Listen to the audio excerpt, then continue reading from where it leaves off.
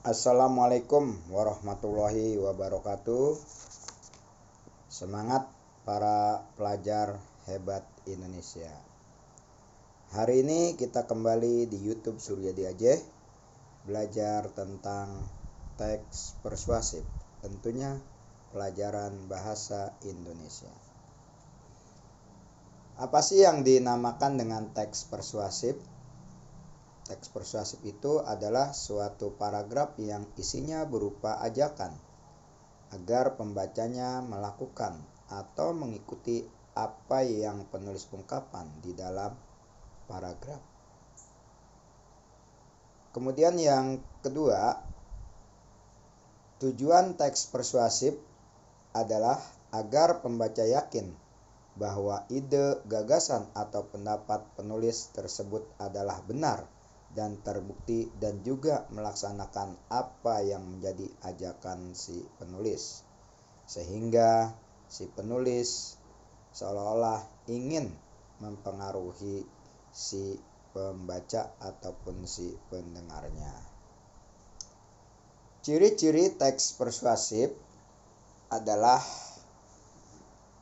dibagi menjadi beberapa bagian sehingga kita dapat mengenal bagaimana suatu teks persuasif dengan teks-teks yang lain. Memang setiap teks itu tentu saja punya beberapa ciri. Adapun ciri dari teks persuasif, yang pertama adalah memiliki alasan-alasan yang kuat disertai dengan data dan fakta. Yang kedua, meyakinkan pembacanya untuk melakukan atau mempercayai apa yang dikatakan penulis. Yang ketiga, banyak menggunakan kata-kata ajakan. Yang keempat, berusaha menghindari konflik agar kepercayaan pembaca tidak hilang. Jadi ada 4 ya. Kemudian jenis-jenis teks persuasif ini terbagi menjadi beberapa bagian sebagaimana tadi di awal. Selain ciri-ciri, ternyata juga ada yang dinamakan dengan jenis-jenis teks persuasif. Di antaranya yang pertama, persuasif politik. Ini dipakai dalam bidang politik. Kemudian persuasif pendidikan, ini dipakai oleh orang-orang yang berkecimpung di dalam bidang pendidikan dan digunakan untuk mencapai tujuan-tujuan pendidikan. Kemudian anak-anakku, para pelajar hebat Indonesia, yang ketiga adalah persuasif advertensi, yaitu dimanfaatkan dalam dunia usaha untuk memperkenalkan suatu barang ataupun bentuk jasa tertentu. Dan yang terakhir adalah persuasif propaganda, yaitu sering dipakai di dalam kegiatan kampanye yang biasanya berupa informasi ataupun berupa ajakan-ajakan. Nah, jadi anak-anakku ada 4. Kemudian yang berikutnya, isi teks persuasif itu meliputi bagian-bagian argumentasi, kemudian fakta, dan terakhir adalah berupa ajakan-ajakan. Anak-anakku, yang berikutnya, fungsi fakta di dalam teks persuasif agar pembaca lebih percaya kepada teks tersebut. Yang kedua adalah agar teks tersebut dapat dipertanggungjawabkan. Jadi ini merupakan fungsi fakta di dalam teks persuasif. Kemudian yang kedua, struktur di dalam teks persuasif ini diawali dengan pengenalan isu, rangkaian argumen, pernyataan ajakan, dan penegasan kembali. Ini ada 4 yang berupa langkah-langkah yang memang harus diikuti, ya, mulai dari pengenalan, kemudian rangkaian argumen, pernyataan ajakan, dan penegasan kembali. Oke anak-anakku, pengenalan isu itu berupa pengantar atau penyampaian tentang masalah yang menjadi dasar tulisan atau pembicaraannya itu.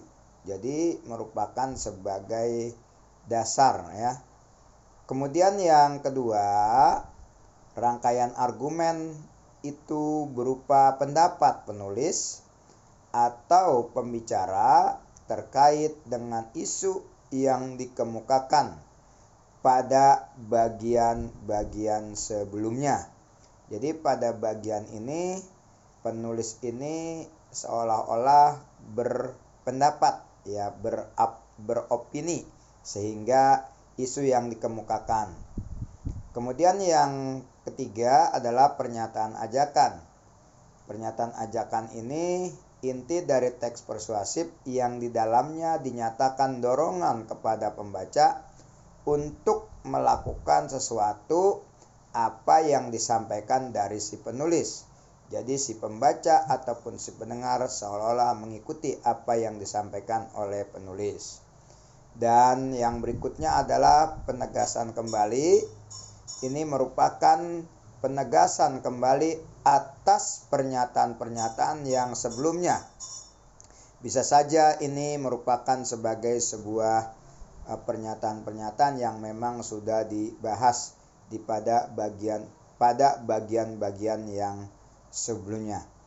Anak-anakku, para pelajar hebat Indonesia, langkah-langkah penyimpulan teks persuasif ini dibagi menjadi 4. Yang pertama, diawali dengan membaca keseluruhan teks, kemudian mencatat bagian-bagian yang penting, kemudian memahami hubungan logis antar bagian teks, dan yang keempat, merumuskan simpulan akhir.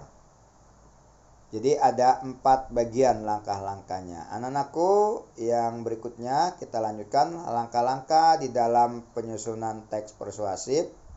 Ini yang pertama, tentukan tema. Yang kedua, susunan perincian. Dan yang ketiga adalah pengumpulan bahan. Dan yang terakhir adalah pengembangan teks. Jadi ada 4 langkah-langkah. Oke anak-anakku, demikian pertemuan kita pada hari ini. Dan saya ucapkan terima kasih atas segala perhatiannya. Dan saya akhiri. Wassalamualaikum warahmatullahi wabarakatuh.